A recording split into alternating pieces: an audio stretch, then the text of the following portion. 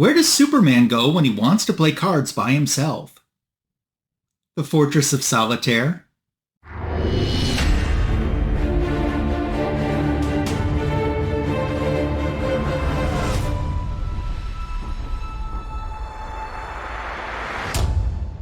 Welcome to Comic Book Editions Volume 231. Today I have 2 comic book packs from Ollies to open up, plus I've made a decision about my collecting, and I'm going to share that with you today. Welcome. If you're new to the channel, it's great to have you here. I'd love it if you click the subscribe button. Do all the fun YouTube things. Subscribe. Like this video. Give it a heart, a thumbs up because the algorithm digs that. Leave me a comment, which I'll be asking for at the end of the video. Share this video and the channel with a friend that you think might be interested in it. It's all great ways to show support. We've hit 850 subscribers. Hopefully YouTube lets it stick this time. And we're on our way for the next 150 to try to hit my ultimate goal of 1,000. Thank you for all of the support. If you're a returning viewer, welcome back. I'm so glad that you're here. Recently, I talked about Ollies coming to my area, and I had never been into an Ollies store, although I was well familiar with them. So to have an Ollies store that's 1.5 miles from where I live is a huge treat. And when they opened, of course, I wanted to see everything that they had to offer related to superheroes and comic books, and I've showed a few of that in previous comic book edition videos, but I picked up 2 comic book packs. Here's one of them that we're going to unbox today. The reason that I picked up these 2 packs was there was one book, because on these packs you can see the first book, then you can see the book on the back, and then there's 3 in the middle for a total of 5. And it looked like they had 2 different brands, 2 different companies that produce these mystery packs. I was shocked that they had books from the late 1970s through about 1.5 years ago in some of these bags, just from what I can see either on the front or on the back. I don't want to show you the back yet, and I'll tell you why in just a moment, but we're going to unbox them today. Obviously, I know 2 of the 5 books, and I really didn't kind of peek, although you could kind of look a little bit in there and try to get a hint of what's inside, but I didn't do that. I knew that I wanted at least one of the books that was visible to me, so that's what I decided to do, and we're going to unbox them, starting, how about right now? So yeah, I was so excited to be in an Ollies after hearing so much about them. They didn't have as many omnibuses as I was hoping they would, but they had a decent selection, and I've noticed that I need to go in about twice a week, because if I go in twice a week, even minor changes into the inventory, I'll be able to see everything. And like I said, it's 1.5 miles away, so it's not like I'm going all that far. Our first book up, I'm going to set this down and bring it up to show to you. We have a Captain America book, which I knew was going to be in there. It's Captain America issue number 339 from Volume 1. This would be a 1987 comic book. We have Ron Frenz and Bob McLeod doing the cover art. I loved it this time in the Captain America series. They had a letter column, and it was called American Graffiti. And I thought that's such a cool name for a letter column. Really don't know much about this issue. It looks like it's a part of the Fall of the Mutants tie-in, it says on the cover. So when I read it, I will learn a lot more about it. So any of these books, if you know something about them that I didn't cover while I was showing them to you, make sure to leave me a comment below. Haven't peeked, but let's see what the next book is. A Teen Titans book. It's Teen Titans number 2. We're in the new 52 era of the Teen Titans. Introducing Skitter. Okay. Brett Booth, one of the artists, creative team during this part of the run. I recently picked up a new 52 Justice League of America hardcover absolute edition called Justice League of America Origins. This is Jim Lee doing the art for the most part in that series. It covered the first 12 issues from the new 52 Justice League. That was so good. I had read a few individual issues, but I hadn't sat down and read the full storyline. I was captivated. Like, I had to make a conscious effort to put the book down. That's how much I enjoyed it. So I was happy that Ollies had that to offer, and then I took advantage of that offer. I've said this before, sometimes the comic books find you. You just have to be receptive when they find you. Not looking at this one. Oh, another Titans. This one I have already in my collection, but it's okay to have a double because it's Red Jumpsuit Donna Troy, which is my jam. The Titans number 24. This was a 3-issue crossover. Phil Jimenez did the covers, which all connected, and then they made an oversized poster for this, which I have as well. I know you would say, why don't you put it on your wall since you have that poster? Maybe someday. The thing will be hard to frame, though, because it's not in a easy size that you can just buy a frame for. Love this beautiful artwork. Huge Donna Troy fan. Donna Troy and I share the same birthday, and which is coming up next month, by the way. So, okay, cool. I'm good with this, even though it's a duplicate. I am good with having a second copy. Maybe I could end up sometime getting it signed. I think that would be awesome. And this would definitely be a contender to get signed. I have Phil Jimenez signatures, but I don't have it on one of these books. Book number 4. What do we have? The New Warriors. It's a Marvel book. I should mention, too, that on the bag it said that all these books would be, from the 70s on up, Marvel and DC only. I don't know anything about this title at all, so you'll definitely have to fill me in on this title, and I'm definitely, even though I don't know anything about it, willing to give it a read, willing to give it a shot and see if I like it or not. So, pretty cool. So that's 4 out of the 5 books. The 5th book, which was visible to me on the front and the back, I'm not going to show you. How about this? No, I was going to say I would show you the back cover. I'm not even going to do that. And the reason that I'm not showing this to you is because I'm going to AOK that book to somebody in the future, and it's somebody who watches my channel. Is it you? So sometime, it's not going to be immediately. It's going to be later into the summer, into the fall. I'm AOKing that book. And there's a reason why it's taking that long and a reason why I got that. So not sharing that one. But I've got another comic pack to open, and I'm not going to show you the book on the back because I bought it for the book on the back, which is for me and part of my collection. So we'll save it for that. But we'll open it up and see what we have. Do you have an Ollies near you? And by the way, these comic book packs were $5.99. So $5.99 for a pack of 5. The book that I knew was going to be in there is Adventures of Superman, Volume 1, issue number 602. John Paul Loon doing the cover art on this. From what I've researched on this, this was part 2 of a 2-part story in the book, The Cult of Persian, part 2. Don't really know anything about this storyline. I'm a Superman fan. Who isn't a Superman fan? It's the year of Superman. And we've been doing a lot of Superman on Fanboys Live and the Retro Review. Incidentally, it's the greatest DC comic show on YouTube, which you can watch on my channel Sunday nights, 8:15 p.m. Eastern, 7:15 p.m. Central, with Signature King Tony Fett and myself. Other fanboys include Silverhair Bronze Age Babe, Comic Food 2814, and Tim the Comic Collector. Okay, this will be, I swear to you, I have not peeked, so I don't know what this book is. What do we have? Checkmate, number 31. Okay, I know of Checkmate.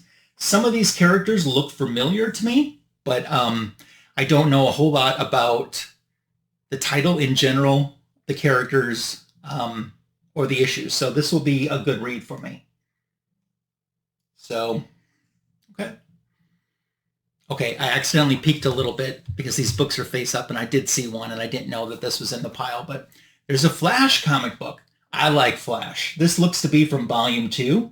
It's issue 91. I have some issues from around this era, but I know I don't have this issue, so this will be a good one to add into my collection. Mark Waid, writer on that. Oh, it's a DC Universe, too. That's cool. You know, DC Universes are either second or third printings. They're not the original first print. And there's some people that just collect the DCU logo versions of comic books. And I have a Wonder Woman one that was listed in the, I think in the top 10 of hardest to find DCU variants. Oh, that's cool. I'm glad that I noticed that. And I think that's cool that you could end up with a DCU version of that in one of these packs. That's cool. I'm super happy with this. Okay. Ooh, we got some Wolverine. Looks like Wolverine 102. If I had to guess, I would say 90s or early 2000s. Just last week in Comic Book Editions Volume 230, I was talking about this new volume of Wolverine comic book that I ended up picking up, and I got a negative space John Tyler Christopher variant of it, aka a Banana Wolverine. Not the original Banana Wolverine, but the 2024 version of Banana Wolverine, and I love that series. So I'll be curious to see if I end up enjoying this issue or this series as much as I did the current series of Wolverine that's out. Okay, here's a book that I bought the entire pack for, and I saw this. I'm like, I have been looking for this book. It's here. I'm going to get it. It's Superboy, the comic book. Superboy, I think this is volume 3, and it's issue number 1. This is published in 1990. So the Salkins, who were the producers that did the Christopher Reeve Superman movies and the Supergirl movie with Helen Slater, in 1988 launched a TV show that lasted 4 seasons of Superboy, which kind of kept the rights to the characters to them. In the first season, John Haynes Newton played Superboy. And then in the second season, he was replaced by Jared Christopher. I think John Haynes left on his own, though, from what I read. He wanted a little bit more money that he was promised, and they didn't end up giving it to him. And that's the reason why he departed. This is Jared Christopher on the cover with Stacey Hyduke, who was Lana Lang on the TV show.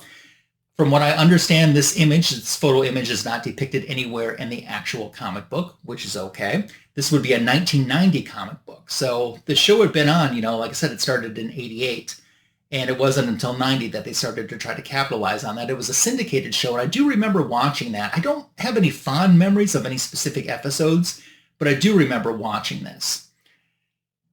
I need to see what printing this is, because there's 2 printings of this issue, and I was hoping I could find the indicia, and there is the indicia. It's in such small writing that I'm just going to have to pop up above if I've been able to find out what printing this is. It doesn't matter to me if it's a first or second printing. I had wanted it to have for the collection, and maybe someday it would be cool to get it signed by both.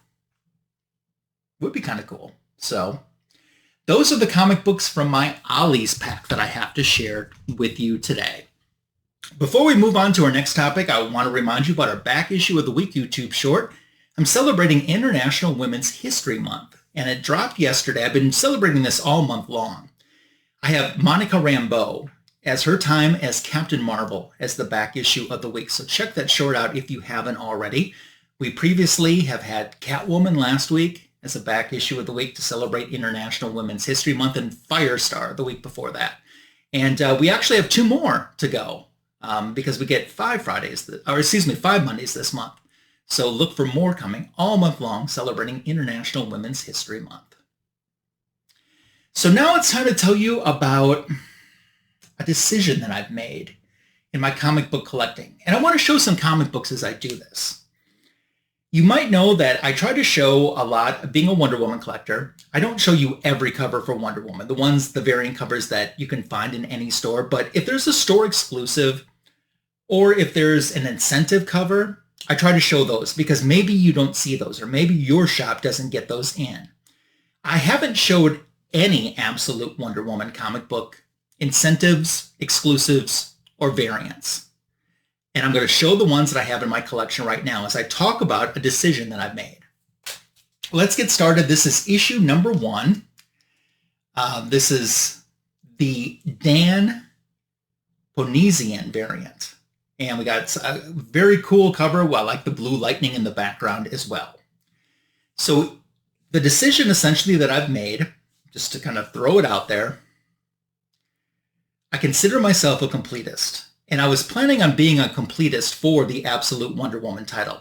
At first, I only believed this title to have going to last 5 issues as a limited series. And then I kind of find out it's going to be an ongoing title.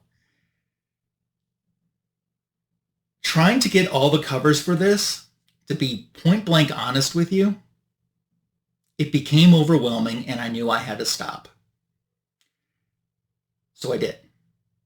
I haven't quit the series, but I've quit trying to collect all of the variant covers for this series.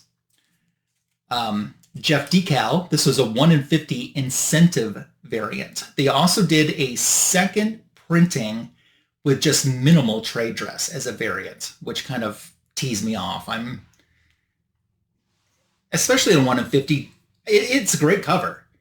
Don't recycle the cover for something else. Give me, if I'm shelling out all this money, give me something exclusive. I guess it's not going to wait. I just kind of spewed that all out right now. So issue 1 of Absolute Wonder Woman ended up having 36 variant covers. And that includes the multiple printings, the incentives. There were a lot of store exclusives. There were even some covers that were for the international market only. And when they first started announcing them, like the first 2 that were announced as like store exclusives, I'm like, yeah, I can get those. And it's a limited series. It'll cost a little more for a few months, and then I'll be fine and I'll be caught up. And even from the beginning, I just couldn't get caught up. Here's a Jim Lee 1 in 100 black and white variant for issue number 1. So out of the 36 covers just for issue number 1, I have about half of them. I have 17 of them. There are some that I don't have in my collection that I absolutely love. And there's some that I'd love to get in my collection. But financially, it doesn't make sense. I'll be really honest with you.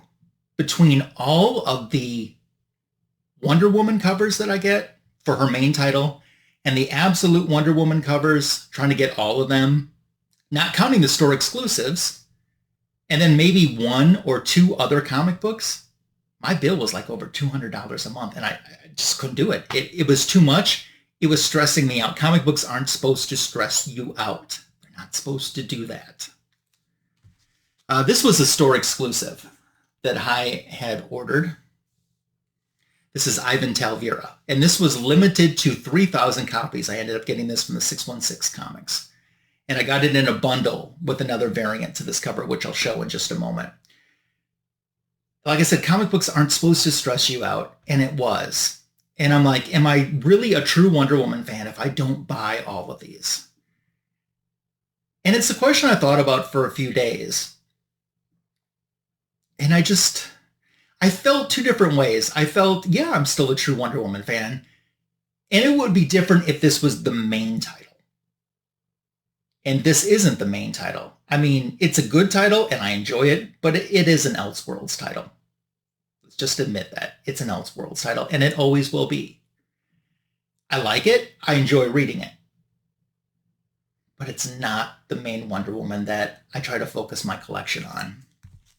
Here's that variant that I bought in a 2-pack from 616 Comic Books. This one with the black background, limited to 1,500 copies. So I also thought, am I a true fan? And then I thought, you're such a completist. Are you going to be able to do this? And the more I thought about this, the angrier I got, because I almost felt like there was pressure on me to get this. And I realized I was putting the pressure on me to get this. And that's not what collecting's about. It wasn't fun. Shame on DC Comics, but shame on the other publishers as well that push collectors to this point. Because I washed my hands with it. And when I made that decision and I gave up, and I knew I wasn't going to have the full run of this, every variant cover wasn't going to happen. And I accepted it, and it was easier to accept than I thought it would be. A lot easier to accept than I thought it would be. Here is another one. The Sozomakia foil variant. This was an exclusive as well. I got this from Eastside Comics. This was limited to 800 copies. Beautiful cover too. And like I said, there's definitely some other covers that I even like more than ones that I've shown you today. There was a Scotty Young cover that I thought was so cool that I wanted, but I'm kind of like, why should I pump my money into this when I'm kind of giving up on this series? I know I'm not going to have them all, so why should I pump my money into it? That was a real thought that went through my mind. What do? I don't know. I would love to hear your thoughts about this. And if you've ever been pushed to this point, I wish the comic book companies wouldn't do this. I would like to buy some other titles as well and maybe get interested in and support some other creators and titles too. It was too much. Overwhelmingly too much. It's on me for letting it get to be too much, maybe. Or is it? I don't know. It might be. But I fixed it. And I haven't had regrets since I made the decision. This next book I'm showing you is the Hayden Sherman variant. This was a 1 in 25 incentive cover. This was a second printing of issue number 1. I'm still planning to keep going on the main Wonder Woman title and getting all of the variants and all of the exclusives. To put something in mind here, just to kind of give you a numbers game to show you what's going on. So issue 1 had 36 variants, as I mentioned. Issue 2 had 11 different covers, including multiple printings. Issue 3 only had 6. Issue 4 had 21 covers.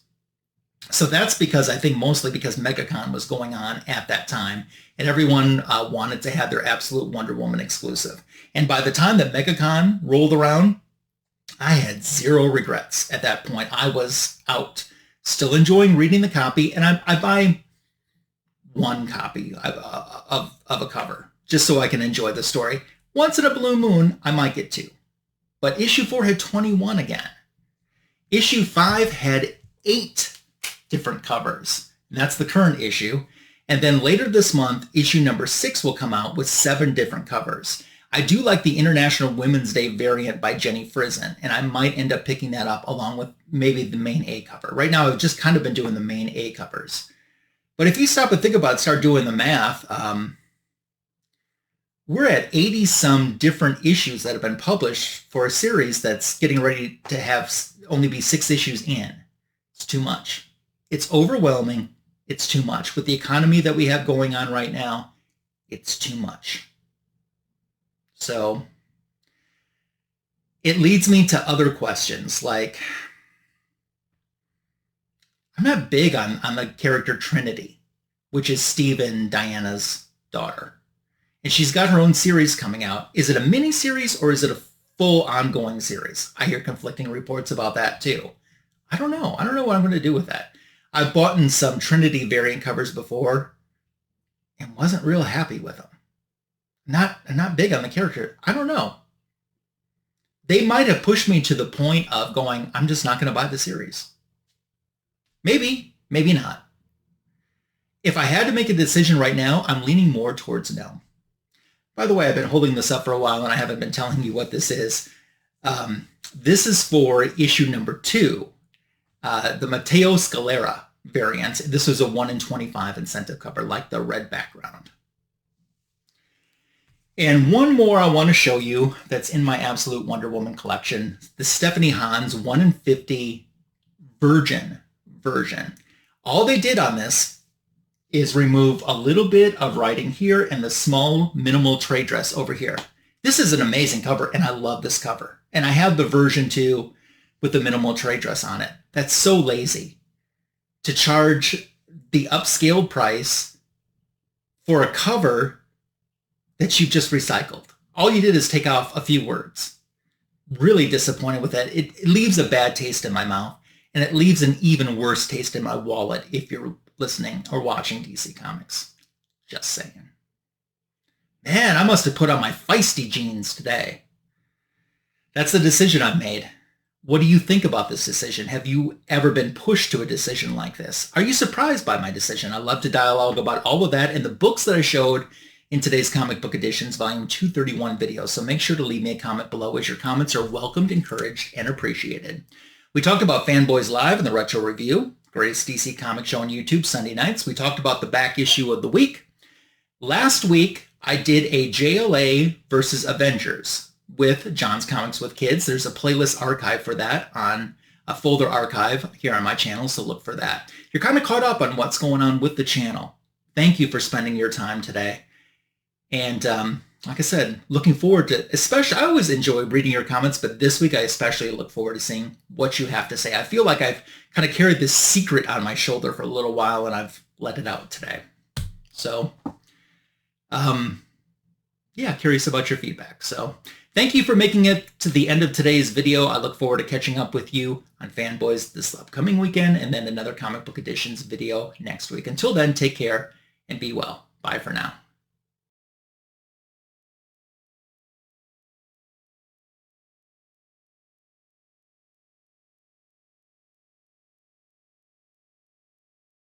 fun. I'm going to unpack. Gonna have to do it again.